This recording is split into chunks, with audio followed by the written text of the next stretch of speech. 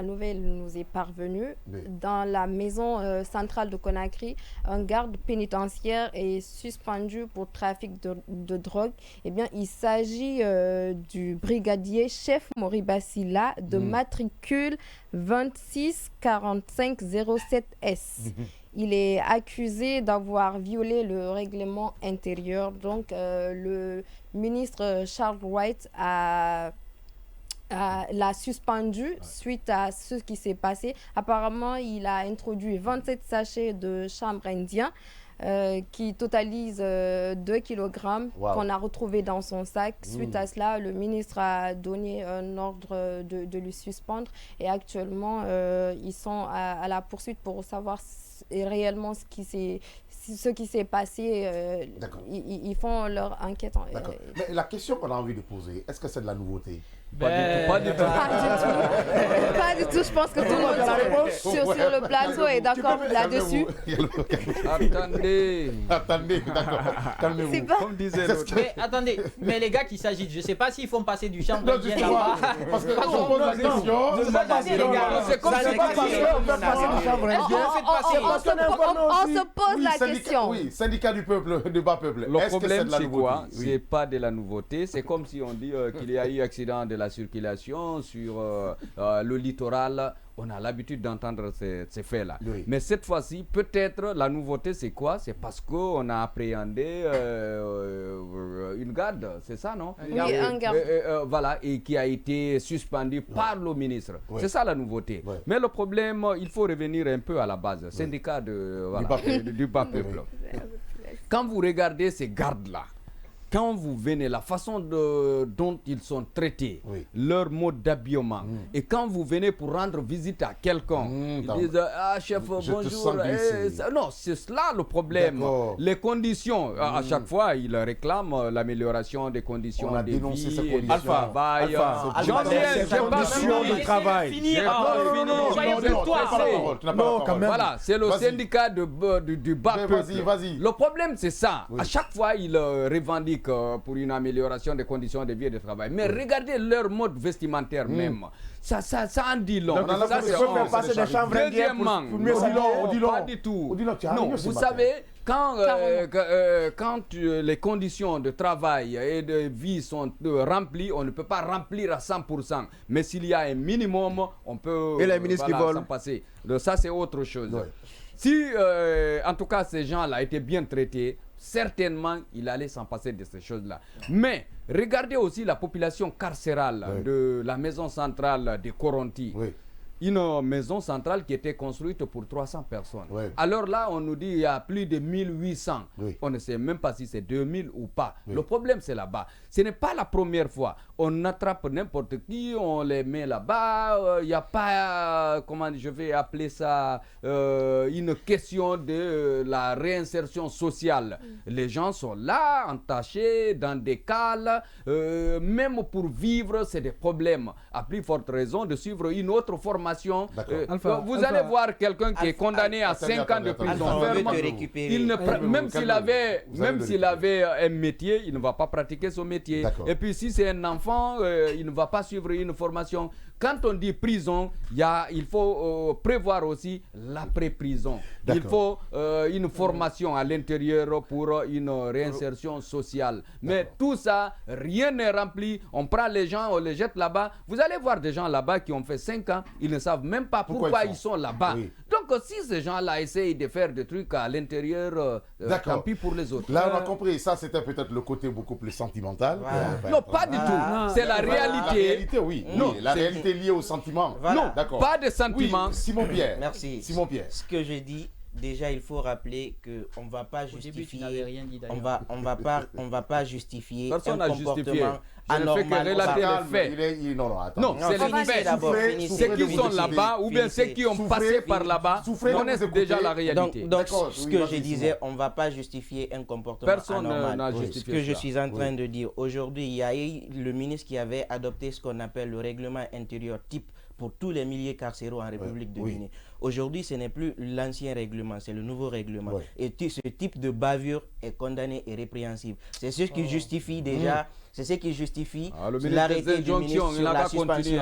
Aujourd'hui, si vous êtes dans un milieu carcéral, vous êtes garde pénitentiaire, si vous n'avez pas, vous ne pouvez pas vous assumer, vous ne voulez plus de cette fonction, démissionnez. On ne peut pas autoriser que choses comme le trafic de drogue se passe dans un milieu carcéral. Déjà, si c'est dans la société, on interpelle, c'est pour amener là-bas, pour les éloigner de ça. Si on ramène encore la drogue là-bas, je pense que c'est... Mais dans toutes les prisons... Voilà, c'est un échec. Et ce que je suis en train de dire, il a touché un élément en disant que dans les milieux carcéraux, aujourd'hui, il y a assez de monde. Moi, je sais qu'il y a assez de monde et il y a même eu ce qu'on appelle... récemment, on est en train de penser à agrandir l'extension de la prison. Donc moi, je ne rentre pas dans ce débat de quartier pour dire... C'est un syndicat du bas peuple. Non, je comprends, mais qu'on nous dise que c'est normal... personne n'a dit c'est normal, il ne faut pas transformer mes propos quand même. Attention. Tous sont salués. Parce qu'il n'est pas bien habillé. On a vu récemment, on sait déjà que ces corps habillés-là, généralement, sont dans ce type de pratique. On a vu récemment, pour ironiser un peu, Marcel, au niveau de la barre, a dit que généralement, c'est la farine qu'on brûle, mais la vraie marchandise qu'on saisit, on fait encore le troc après. Donc, voilà, on fait le recyclage. Donc, pourquoi ne pas prendre les gens là? Déjà, moi je dis, c'est bien beau de parler d'insertion. Il y a le code pénal qui prévoit ce qu'on appelle les mécanismes d'insertion. Ce qui n'est pas appliqué, il faut le rappeler. Sanctions et tout. Mais moi, je suis contre pour le fait de dire, parce que la personne est mal habillée, de revendre la drogue. Est-ce que c'est parce que ces gardes pénitentiaires sont mal habillés, les conditions ne sont pas remplies, qui peuvent se livrer quand même à ce trafic de drogue au sein même des trucs de J'aime souvent dire qu'on ne viole pas le droit pour revendiquer le droit. Et il n'y a besoin de rappeler aussi rien ne doit justifier et qu'on appelle des situations pareilles. Et il faudra comprendre d'abord pourquoi on a créé la prison. La prison, c'est pour permettre aux individus, aux délinquants. Donc voilà, aux délinquants qui sont intraitables dans la société afin qu'ils puissent se repentir. Donc revoir mais leur ça, c'est pas des prisons, c'est des mouroirs. C'est différent, c'est des choses différentes. Aujourd'hui, nous ne sommes pas en train de parler des conditions carcérales en République de Guinée, mais il s'agit plutôt des trafics illicites de drogue qui est réprimé par le code pénal. Tout citoyen, sans exception, que vous soyez des forces de l'ordre, que vous soyez garde pénitentiaire, que vous soyez même de l'armée, si vous êtes appréhendé, vous devrez faire l'objet des sanctions. Et moi, j'encourage d'ailleurs le ministre à ne pas se limiter que seulement à la suspension de ces cadres véreux, malhonnêtes. Il faut élargir quand même, parce que la poursuite... Il faut le poursuivre. Un garde pénitentiaire quand même, il y a un réseau. Il y a un réseau. C'est le plus modèle des citoyens. On peut démanteler ce réseau grâce à lui. C'est le plus modèle des citoyens qui doit se retrouver dans ces cadres-là et non aujourd'hui ces messieurs qui n'honorent pas la profession de garde pénitentiaire. Ensuite, il faut rappeler aujourd'hui, cependant, qu'aujourd'hui, le cas, ce qui s'est passé. Non, la tête, quand on prend la tête quand même, les plus grands dealers, ce sont ceux, c'est les... Ce qui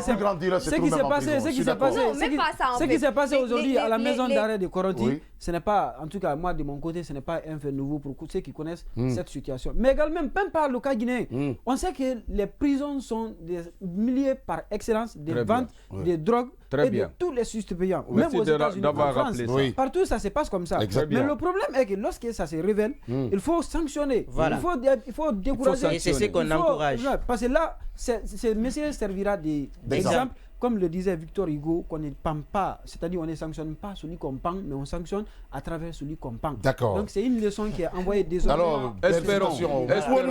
Vous pouvez nous écrire sur le 623 30 26 41, le 623 30 26 41 pour les SMS. Vos réactions seront les bienvenues ici. Nous allons les relayer après quelques minutes avant la fin de cette émission. Vous aussi, vous êtes des chroniqueurs, vous êtes des polémistes ailleurs. Vous pouvez faire réagir par rapport aux différents sujets que nous sommes en train de débattre. Ça vous intéresse? Nous avons besoin de vos analyses, nous avons besoin de vos points de vue par rapport à la situation sociopolitique et culturelle de notre pays. Et surtout par rapport au débat des polémistes et des sujets quand même que nous sommes en train de débattre sur ce plateau. Au 623 30 26 41 pour les SMS. Oui. Oui, Kourouma. Le bon élève, parce que depuis là, on lève les doigts. Oui, moi j'adore bien quand j'entends des juristes parler, se prélasser du droit et tout ce qui va avec. Ça m'amuse parfois, c'est plaisant, c'est divertissant. Non, mais le droit, c'est la vie. Ça m'amuse. C'est sociologue. Si tu es là, c'est parce que le droit a permis d'être là. C'est divertissant. Ouais. Mais sauf que ils font peut-être commodément le choix d'ignorer que même en matière de droit comme aux États-Unis, que j'adore très bien le système judiciaire, quand vous prenez le système des jurys, le droit donne la possibilité aux individus qui viennent eux-mêmes de la société de juger l'individu en tenant compte des réalités sociales. C'est que quelque part, le social, laisse-moi finir, c'est pas la Guinée, je suis en train de faire un parallèle pour que vous compreniez. C'est que quelque part, on a beau se prélasser de tous les arguments juridiques, le social reste le social. Vous allez voir qu'avec le système des jurys, le juge laisse la latitude au jury de décider si la personne est coupable d'un crime ou pas. Parce qu'on suppose que l'individu vient de la société et la société est mieux placée pour comprendre cet individu et lui donner un verdict, une sanction ou bien quelque chose qui va avec. En partant de cet aspect dont je viens de souligner tout de suite. Est-ce que vous connaissez les conséquences de ça? Je peux finir. Vous savez que ça existait, le même système existait. Je peux finir. Ça n'existe plus. Laissez après, vous allez le juge. Non, ça ne peut pas passer. Ça ne peut pas passer. Laissez-le finir. Non, mais c'est contraire à la loi. Cette procédure ne se fait plus maintenant. Justement, ça ne se fait plus où? Justement. Ça ne se fait plus où? Très bien. Citez maintenant. Vous parlez de la France. Moi, j'ai pris mon exemple. Je suis en train de le situer. Laissez-moi finir. Le système des jurys est en train d'être abandonné dans certains États aux États-Unis. Jusqu'à preuve du contraire, c'est maintenu. Et en matière judiciaire, d'ailleurs, on sait tous les États-Unis, les prouesses qu'il faut en termes de droit et même en termes de procès. Pour continuer, je pense qu'on rappelait des aspects très importants de la chose que les gars ne veulent pas voir. Je n'ai rien contre les sanctions. Mais aujourd'hui, toute décision politique ou administrative ou quoi que ce soit doit être motivée et accompagnée par des décisions financières. Vous ne pouvez pas vous permettre. On parle quand même de gens qui gardent des plus hauts détenus, des gens qui gardent des gens qui ont dérobé de l'argent, des trafiquants de drogue. Mais à un moment donné, foutez-nous la paix. On voit le pays comme le Mexique aujourd'hui. Si la drogue aujourd'hui a un problème, si on a du mal à lutter contre la drogue, pourquoi? Parce qu'on a des barons aujourd'hui qui ont les moyens de t'assurer non seulement ta survie, la survie de la famille, mieux qui ont le pouvoir de te menacer. Aujourd'hui, laissez-moi finir.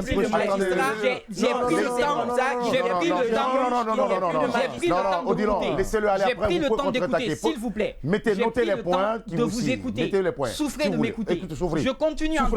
Je continue en disant, au fait, on fait semblant d'ignorer. Charles Roy t'a rappelé les conditions de travail de ces gardes pénitentiaires. Il a dit quelque part, est-ce qu'on va même pas les doter d'armes? Parce qu'il a compris qu'aujourd'hui, ces gars se trouvent dans des postures où ils ne peuvent pas exercer pleinement leurs fonctions. Parce que non seulement, au-delà du salaire, il y a un gars qui me parlait ici que non, si tu sais que le salaire ça va pas, va te chercher ailleurs. Combien de gens crèvent la dalle aujourd'hui? Tant que vous n'améliorez pas les salaires des gens, il y a ce qu'on appelle le seuil de corruptibilité ou de corruption. Tout n'est pas lié à l'argent.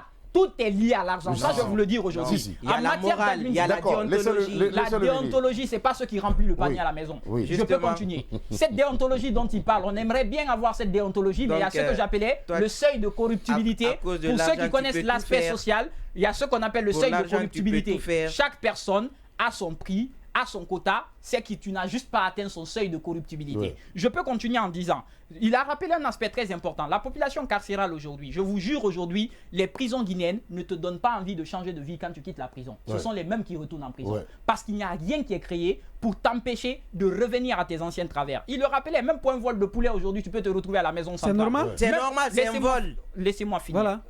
Laissez-moi finir. Non, il faut qu'on t'arrête. Je peux continuer. Vous allez venir.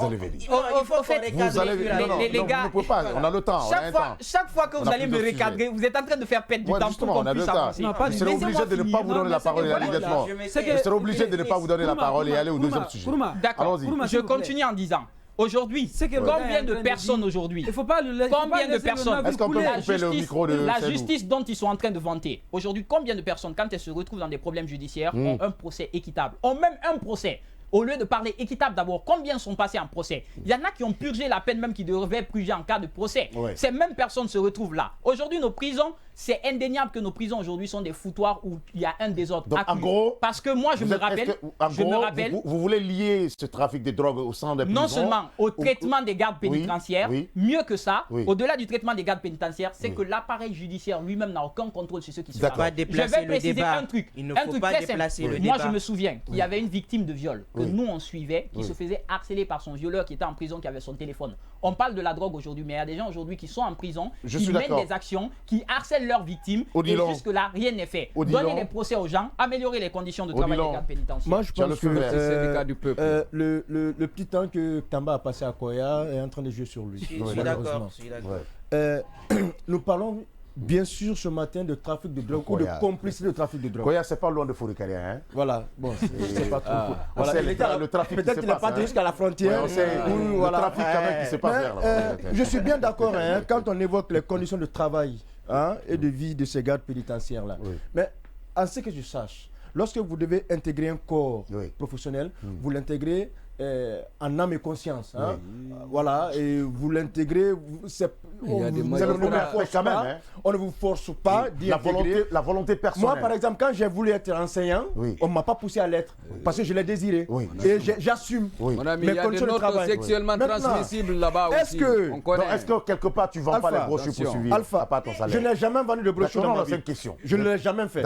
Jamais. Voilà. Non, pas faire des brochures. Plus de 10 ans de carrière dans l'enseignement universitaire, je n'ai jamais vendu de brochures. Les notes. Je fais mes polycopiés que je mets à la disposition des étudiants, mais jamais. Et je n'ai jamais monnaie les notes. À l'heure où je vous parle, il y a des étudiants qui ne pourront pas avoir leur diplôme parce qu'ils sont en dette académique. Non, c'est pas toi. Mais il y a des gens qui le font dans la corporation. Ça, c'est eux. Je parle de moi. Même dans ta corporation. C'est gombo qui se passe parfois au-dessous, on connaît. Non, ça c'est lecture de Saint-Coran. Oui, je vais vous dire quelque chose. Oui, vas-y. Moi, par exemple, j'ai travaillé dans une université durant 8 ans. Tu n'es pas tous les Guinéens, frère. Non, écoutez, à un moment donné... Non, ça c'est l'exception. Souffrez de l'écouter. À un moment donné, lorsque je ne me suis pas senti bien dans mon environnement professionnel, mais j'ai quitté. D'accord. Ces gardes pénitentiaires, s'ils pensent qu'ils ne sont pas dans les conditions requises pour exercer leur travail, mais ils sont libres de démissionner. Mais pas pour autant dire que, parce que je ne suis pas dans des conditions, mes conditions de travail de vie sont ci ou ça, que je vais m'aventurer parce que personne ne peut vivre avec de son salaire en République de Guinée. Dans des activités qui sont prohibées par la loi. Le seuil de collectibilité est très élevé. On est d'accord avec lui. Encore une fois, ce n'est pas une raison. Ce monsieur qui a été appréhendé dans cette affaire-là doit être arrêté, jugé et condamné si sa culpabilité est avérée. On ne dit pas que c'est bien ce qu'il a fait. Pas les conditions de travail. Non. On ne le défend pas. Les conditions de travail qui peuvent l'amener à faire cela. Est-ce qu'il est le seul garde pénitentiaire en Guinée? C'est pourquoi on a dit. C'est celui qu'on a pris. C'est celui qu'on a pris. C'est pour ça que vous en parlez. Les autres le font, mais on les a pas encore pris.